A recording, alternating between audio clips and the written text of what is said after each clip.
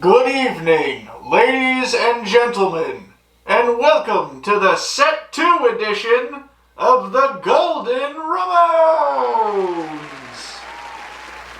And now, please join me in welcoming your host for this evening, kdjTV!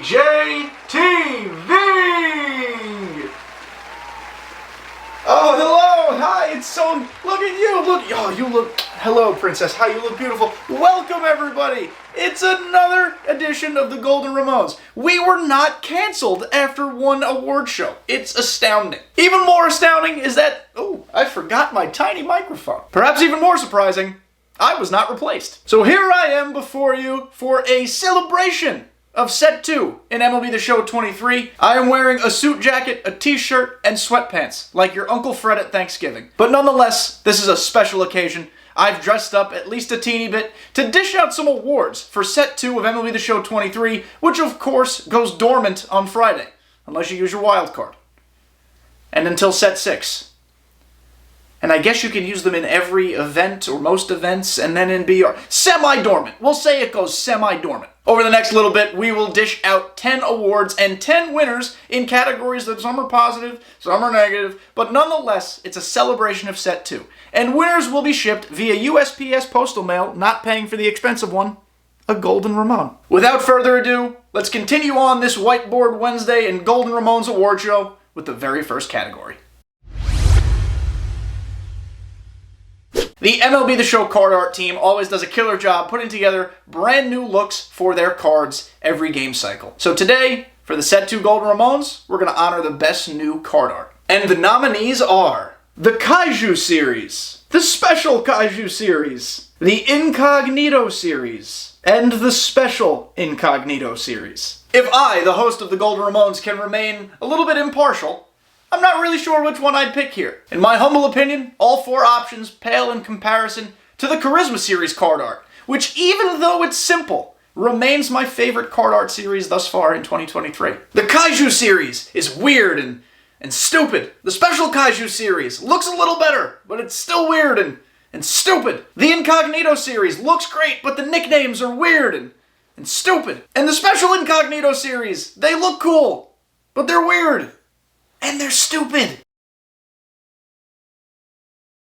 And the Golden Ramone goes to... A shocker here, the Incognito Series wins! I think we can all acknowledge that the Incognito Series nicknames are mostly pretty shitty. Howstever, I love the card art. Eliminate the nickname, don't even look at it, pretend it wasn't there. It looks like really cool comic book card art, and in all seriousness, I'm a fan. I don't quite know how it came into existence. I don't quite know how incognito nicknames suddenly became comic books. Maybe they thought they'd be superhero names, but let me tell you, DJ BC Raw is not the name of the superhero I want saving me. Our next award this evening is for the Unsung Goon, the card that simply maybe was slept on, or every time you use it, raked for no reason. And the nominees are Incognito Series, Michael Brantley. Kaiju, Grady Sizemore. Incognito Series, Brandon Crawford. And Incognito Series, Carlos Santana. This collection of individuals simply raked. Michael Brantley, incredible. Kaiju Grady Sizemore, out of nowhere, a king. Brandon Crawford, has a stupid nickname, has a really sweet swing. And Carlos Santana, good luck getting him out. He's like a cheat code. But the winner for Unsung Goon of Set 2 is... Incognito Series, Michael Brantley, aka Dr. Smooth.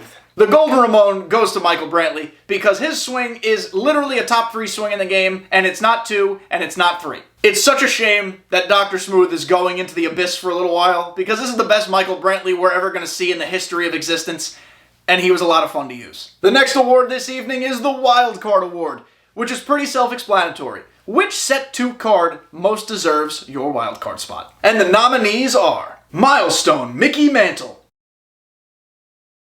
Kaiju Series, David Wright. Incognito Series, Randy Johnson. And Incognito Series, Hank Aaron. There is something to love about each one of these cards. Mickey Mantle is a switch-hitting center fielder who's damn near flawless out there in the outfield with an insane bat. David Wright's a new legend, brand spanking new, and his card rakes. Randy Johnson is Randy Johnson. And Hank Aaron, for a lot of people, is a ton of fun. Not for me. I seemingly suck with Hank Aaron every single time I use his card. However, a lot of people like him. And the winner for the Set 2 Wildcard Award is... It's none other than Mickey Mantle, and it's not even close. Mickey Mantle is a rival to third base legend Chipper Jones for the wildcard spot. I truthfully don't know who's going to get it leading into Set 4. I might toggle back and forth. We'll see. There's options galore at every position. It's just a question of who you like using best. We have a new category here. It's Best Comedic Actor. The Best Comedic Actor is the card that we stared at, went, holy shit, this exists, and then laughed and kept going on. And the nominees are Kaiju Series John Smoltz, Incognito Series Willie Mays, Incognito Series Ji-Man Choi, and Incognito Series Richie Ash Cheeks. A diverse group of nominees, if I do say so myself. We laugh at John Smoltz because we continue to get shitty 99s of him every year. Relievers, closers, starters, you name it, we got it, they suck. It's unfortunate that we have to laugh at Willie Mays cards, but every year, they're not as good as they should be, and you laugh at this point just kind of out of exasperation, like, ha ha ha, maybe they don't like Willie Mays. It is simply stunning that Ji-Man Choi has a 99 in a baseball video game, but this is the life we live in. And then lastly, Richie Ashburn. Why do we laugh at Putt Putt? Because I can't believe we pay for his rights. Can we just put that money somewhere else? And the Golden Ramone goes to... G-Money himself, Ji-Man Choi, is the winner for Best Comedic Actor in MLB The Show 23 Set 2. Why? Like I said earlier, it's hysterical that he has a 99. But also, Ji-Man Choi genuinely seems like a funny individual and a very nice guy. So shout out to Ji-Man Choi. Set 2 was exemplified by its horseshit programs. With this category, we will celebrate, or belittle, the worst one. And the nominees are the Father's Day program, the Future Stars program, the Incognito Series program, and the Kaiju Series program. If you're looking for complete buckets of suck, look no further than Set 2's programs. None of them were good. They had no redeeming qualities. They were all bad. In reality, each one of these four is a loser. But the Golden Ramone goes to the Father's Day program. Congratulations, you suck a bunch. There was not a world in which we asked for a Father's Day program to be not even mid. Mid would be a compliment. It was really, really bad. We had a 99 Charisma Ken Griffey Jr. from Set 1. So they made the big program reward a 97 Ken Griffey Jr. that no one proceeded to use. Talk about an absentee father. What's that? Oh, my producer's telling me that was a shitty joke? Moving on. Okay, moving on. Ladies and gentlemen, we are now halfway through today's proceedings, and I'm here to tell you on a quick advertisement break to please subscribe to the channel. We are on the road to 2,000 subscribers. It's been quite a ride these last 6 to 8 months, and you can help me get to 2,000. 2,000 would be a nice, huge number, and we're going to do a giveaway when we get there. The thing is, you cannot be entered into the giveaway unless you're a subscriber. So you might as well do it now. What are you giving away, you ask? I have no fucking clue yet. But when we do know, we're going to broadcast it everywhere, and you'll have to be subbed to be part of it, so please do so now. Also, like and comment down below while you're here. It all helps defeat the YouTube algorithm. And we now return to your regularly scheduled programming. To kick off our final 5 awards for this evening, we're starting with the new legend who had the best card from Set 2. And the nominees are Incognito Series Ian Kinsler, Kaiju Series Matt Holliday, Kaiju Series David Wright, and Incognito Series Tim Raines. What a collection of new legends MLB The Show introduced this year, and 4 of them had pretty damn good cards in Set 2. Ian Kinsler, a remarkably balanced second baseman. David Wright, as we said before, a wildcard candidate. Matt Holliday, about the only redeeming quality of the Father's Day program, except he wasn't in the program, but dropped the same time as the program, but should have been in the program. And then Tim Raines, a 97 overall little fella who hits home runs like Barry Bonds. And the Golden Ramone goes to... What's that? A 3-way tie? I didn't order enough of these. David Wright, Matt Holliday, and Tim Raines are a 3-way champion for the best new legend card of Set 2. Why is that? They all do something different, and they're all suited for different types of players. Ian Kinsler, the lone loser here, was largely a useless bag of shit since he was dropped. But these 3 other cards, they were used a ton, in a lot of places, in ranked, in events, in BR. They were all relatively attainable. This is a 3-way tie that's deserved. We are on the precipice of the 2 awards you came here for. The best pitcher and the best hitter. But before we get there, we've got to recognize the worst pitcher and the worst hitter. And the nominees for worst pitcher are... Another word for worst, by the way, in this scenario is least relevant. We're talking about pitchers that just simply weren't used a ton. Kaiju Series Peter Fairbanks, Kaiju Series Justin Verlander, Incognito Series Garrett Cole, and Incognito Series Rob Dibble.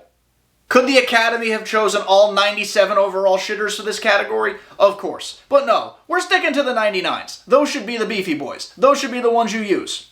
Not these guys. Pete Fairbanks has a sinker on his live series card. Guess what he doesn't have on his 99? Any meta pitches. At all. None. Justin Verlander, once one of the best 99 pitchers in the game. No one uses him this year. There's gotta be a reason why. He's pretty mid. Incognito Series Garrett Cole just sucks. A lot. And Incognito Series Rob Dibble is right up there in the same category as Justin Verlander. Once great, sought-after pitchers that you just don't really see anymore. And the winner, or loser, is... Don't tell Ben Verlander, it's his brother, Justin. Justin Verlander gets the Golden Ramon for worst/least relevant pitcher because, like I said before, man, what a fall from grace that card had. It was not long ago that no-hitter or perfect game milestone Justin Verlander was the best or the second best pitcher in the game. Now, he is in no competitive rotation whatsoever. And now we move on to the worst hitter of Set 2. The nominees are Incognito Series Andre Dawson, Incognito Series Evan Longoria, Monthly Awards Lightning Card Aaron Judge, Kaiju Series Alfonso Soriano. The reason these cards sucked, or that they weren't relevant, was because you never saw them anywhere ever. Never saw Dawson. Never saw Longoria. They were both BR or World Series rewards, as was Alfonso Soriano.